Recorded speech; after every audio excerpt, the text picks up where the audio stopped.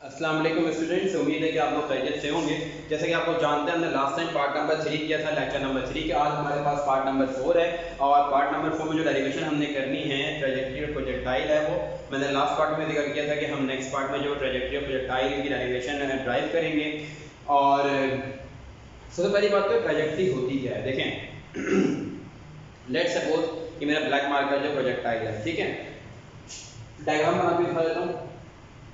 ये horizontal surface आ गई, ठीक है। ये ब्लैक मार्कर प्रोजेक्टाइल है, ठीक है।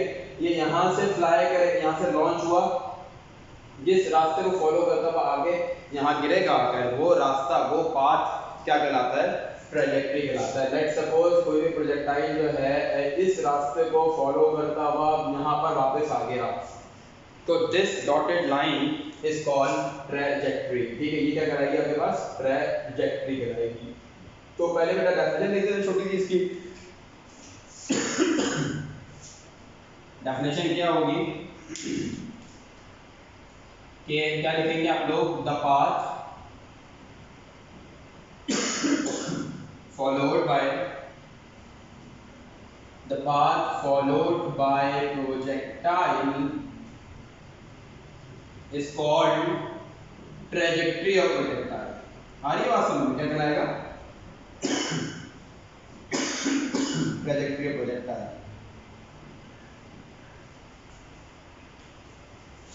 देखिए, इसकी जो फॉर्मुलेशन है वो लिटिल बिट कॉन्सेप्शनल है, तो कोई ऐसे मसले की बात नहीं है, मुश्किल भी नहीं है, आराम से सॉल्व कर लेंगे हम, ठीक है। देखिए, अब इसमें दोनों जो है ना कंपोनेंट्स पोजीशन के वो इन्वॉल्व है, वर्टिकल भी इन्वॉल्व है और हॉरिजॉन्टल भी इन्वॉल्व है, ठीक है। क्योंकि प्रोजेक्टाइल मोशन जो है आप जानते हैं दो पोजीशंस पे डिपेंड करता है, दो कंपोनेंट्स पे डिपेंड करता है, वेलोसिटी के भी और पोजीशन के भी, यानी कि वाई एक्सिस पे भी और एक्स एक्सिस पे भी, ठीक है। तो अगर हम बात करें हॉरिजॉन्टल डिस्टेंस की, तो वो हम कैसे फाइंड आउट कर सकते हैं? क्या लिखेंगे यहाँ पर कि the horizontal distance covered by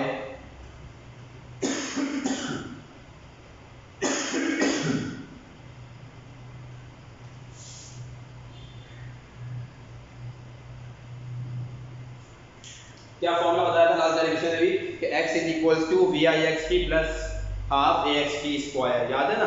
last direction में कर आए थे, वहां पर ए एक्स क्या था? 0 था। इसका मतलब ए एक्स वाली पूरी टर्म क्या हो गई? 0 हो गई। मैं कह सकता हूं ना कि फॉर्मूला क्या बन गया हॉरिजॉन्टल डिस्टेंस फाइंड आउट करने का? x is equals to v i x t बन गया। सही है, ये कॉन्सेप्ट समझ में आया? ये वाला देखो क्या कहने का मकसद है कि जो फॉर्मूला होता है वो होता है x is equals to v i x t plus half a x t square. A x 0 है तो plus half a x t square वाला पूरा जो टर्म है वो क्या हो जाएगा? 0 हो जाएगा। तो रिमेनिंग एलिमेंट्स क्या रहेगा इस इक्वेशन में? ये रहेगा x is equals to v i x t और आगे पूरा 0 हो चुका है। सही है बेटा? तो टी वी आई एक्स की वैल्यू क्या होगी? जानते हो तुम लोग ये बात, क्या होता है बेटा? V naught cos theta. सही है, तो जब ये वैल्यू पुट करोगे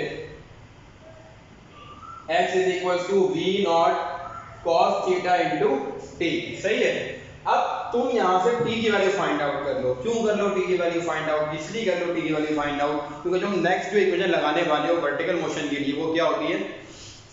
y is equals to vi yt plus half a yt square होती है। वहां पे तुम्हें t की वैल्यू चाहिए होगी। कहां से लाओगे t की वैल्यू? तो यहां से तुमने t की वैल्यू फाइंड आउट की होगी, वो पुट करवाओगे वहां पर। देखें क्या कहने का मकसद है, अभी बात समझ में आ जाएगी। ये क्या हो गया? x upon v not cos theta. सही है मामला यहां तक? अब तुम लगाओगे किसके लिए? वर्टिकल डिस्टेंस जो कवर किया होगा प्रोजेक्टाइल में। क्या लिखोगे? The vertical distance covered by projectile is, क्या फॉर्मूला होता है बच्चों? प्रोजेक्टाइल ऊपर जा रहा है तो a y की वैल्यू माइनस करी जाएगी, y is equals to v i y t plus minus half a y t square. ये बात ऑलरेडी बता चुका हूं कि g जो होता है वर्टिकल मोशन में वो a y के बराबर होता है और हमेशा हम उसको नेगेटिव लेते हैं। ये बात हमने की थी। सही है, अब देखिए यहां मैं लिख दूं कि वी आई वाई जो है वो बेसिकली क्या है v नॉट y, और v नॉट y मतलब क्या होता है v नॉट sin थीटा। सही है बेटा यहाँ तक। अब y के अंदर सब कुछ पुट करना है, सारी वैल्यूज को देखें पुट कर लेते हैं।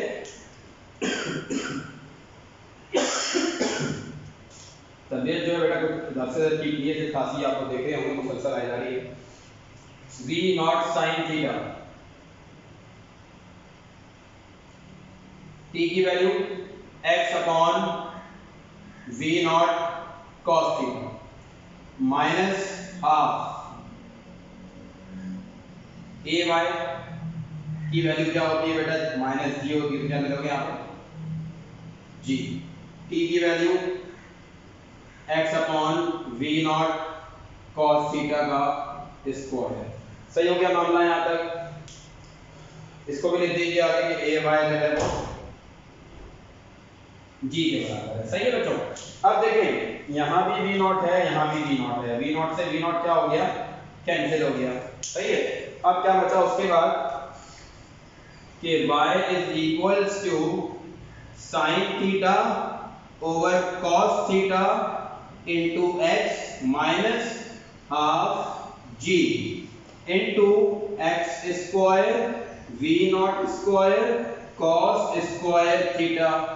बात समझ में आ रही है बेटा ये वाली आप लोगों को, ठीक है। अब देखें sin theta upon cos theta क्या बन जाएगा tan थीटा बन जाएगा। सही है। उससे पहले एक और बात जो मैं करना चाहूंगा यहाँ पे वो क्या करना चाहूंगा कि g की वैल्यू कांस्टेंट है, v नॉट की वैल्यू कांस्टेंट है, ये वाली v नॉट की, ठीक है। क्यों कांस्टेंट है क्योंकि ये हॉरिजॉन्टल कंपोनेंट है। इसका मतलब इन दोनों चीजों पे y की वैल्यू डिपेंड नहीं करेगी, तो हम इसको क्या कर दें नेग्लेक्ट कर दें। तो ये वाला क्वेश्चन मैं मिटा रहा हूं, तो इसका स्क्रीनशॉट लेकर कॉपी कर लीजिएगा आप लोग। सही है बच्चों। इसका स्क्रीनशॉट ले लीजिए और कॉपी कर लीजिएगा। इसके बाद कंटिन्यू हम वहां कर रहे हैं। सही है।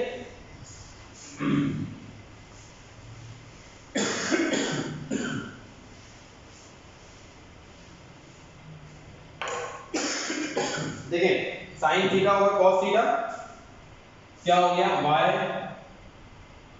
Is equals to tan theta into x minus half, उसके बाद क्या है x square over cos square theta. यहां मैं नीचे लिख देता हूं कि v naught square and g are constant, so it can be neglected। सही है। मैं लाइन लिख दी नीचे यहाँ पर। तो रिमेनिंग एलिमेंट क्या रह गया sin theta upon cos theta tan के बराबर हो गया, x वैसे ही का वैसे लिख दिया माइनस हाफ ऐसे ही आ गया, x square upon cos square theta वैसे का वैसे ही आ गया। सही है। अच्छा अब देखते जाइएगा, क्या मैं इस इक्वेशन को ऐसे लिख सकता हूँ y is equals to tan theta into x minus half x square into 1 upon cos square theta. यानी x स्क्वायर सेपरेट कर दिया न्यूमरेटर से, और 1 अपॉन cos आप जानते हैं किसके बराबर होता है बेटा sec के बराबर होता है, ठीक है। तो देखें ये लिख सकते हैं यहाँ पर कि 1 अपॉन cos स्क्वायर थीटा जो है बराबर किसके है sec स्क्वायर थीटा के बराबर है। तब ऐसी कहानी है तो इक्वेशन बन जाएगी y is equals to tan theta x minus half sec square theta into x square. ठीक है। अब हमने इक्वेशन को आसान करने के लिए क्या किया कि लेट कर लिया, अपनी बुक्स में भी देख लीजिएगा ऐसे ही हुआ होगा कि tan थीटा को हमने a मान लिया और sec स्क्वायर थीटा को हमने b मान लिया, कंसीडर कर दिया आसान करने के लिए इक्वेशन को। और ये क्या बन जाएगी आपके पास y is equals to ax minus half bx square. This is the equation to find the trajectory of a projectile. और ये इक्वेशन आपके पास जो है पेपर में सॉल्व करने को आ सकती है। सही होगी बात यहाँ तक। यहाँ पर आपका जो प्रोजेक्टाइल मोशन का टॉपिक है वो क्या हुआ खत्म हो गया। एक बात याद रखिएगा कि ये इक्वेशन जो है सेकंड ईयर में ऐसे पढ़ेंगे आप लोग, ये चार टाइप के कर्व्स होते हैं, ठीक है। एक कर्व जो है वो इस टाइप का होता है, एक कर्व ऐसे होता है, ठीक है, एक कर्व बाउल के पहले की तरह होता है। तो 3-4 टाइप के कर्व होते हैं, हाइपरबोला बोलते हैं, पैराबोला बोलते हैं और एक्लिप्स बोलते हैं, ठीक है ना। अब देखें ये जो ट्रेजेक्ट्री ऑफ प्रोजेक्टाइल है बेसिकली ये पैराबोला है। क्या है बेटा आपके पास? ये पैराबोला है, ठीक है। तो हम ये कह सकते हैं कि तुम्हारे पास जो ट्रेजेक्ट्री ऑफ प्रोजेक्टाइल होता है वो बेसिकली पैराबोलिक कर्व होता है। तो पूछ सकते हैं आपसे एमसीक्यूज के अंदर कि जो ट्रेजेक्ट्री ऑफ प्रोजेक्टाइल है वो कौन सा कर्व है? आप क्या कहेंगे? पैराबोलिक कर्व है, ठीक है। तो नीचे चाहे तो लिख भी दीजिएगा the trajectory of projectile is a parabola और यू कैन से के पैराबोलिक कर्व, राइट। यहाँ पर आपका प्रोजेक्टाइल मोशन का टॉपिक खत्म हो गया। इंशाल्लाह कल यानी ट्यूसडे को हम जो है वो इसके बाद वाले टॉपिक्स करेंगे। बड़ा इंपॉर्टेंट टॉपिक्स है। सबसे रिक्वेस्ट है कि क्लास ज्वाइन करें जल्दी और आप अच्छे से जो है वो इन चीज़ों को समझें, पढ़ें। कोई प्रॉब्लम हो तो मुझसे बेटा व्हाट्सएप ग्रुप पे पूछ लीजिएगा, सही है। यहाँ तक के लिए आज काफ़ी है। अपना ख्याल रखिएगा। अल्लाह हाफ़िज़, जज़ाकल्लाह खैर बेटा।